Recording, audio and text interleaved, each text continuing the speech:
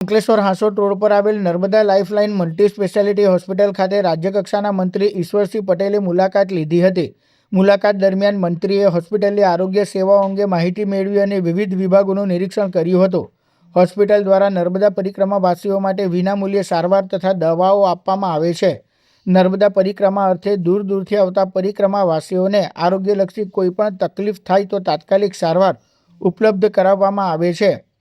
માનવ સેવાનું ઉત્તમ ઉદાહરણ પૂરું પાડવામાં આવે છે। આ ઉપરાંત નર્મદા લાઇફલાઇન હોસ્પિટલ દ્વારા આસપાસના ગામોમાં સર્વરોગ નિદાન કેમ્પનું પણ આયોજન કરાય છે, જેના કારણે ગ્રામ્ય વિસ્તારના લોકોને ઘર આંગણે આરોગ્ય સેવાઓ મળી રહે છે। મંત્રી ઈશ્વરસિંહ પટેલે હોસ્પિટલની સેવાભાવી કામગીરીને બિરદાવી હતી। આ ખાસ કરીને પરિક્રમાવાસીઓ જે હજારોની સંખ્યામાં અમારી હોસ્પિટલની સામેથી પસાર થતા હોય છે, એમને વિનામૂલ્યે ચેકઅપ, સારવાર અને દવાઓ આપવામાં આવે છે।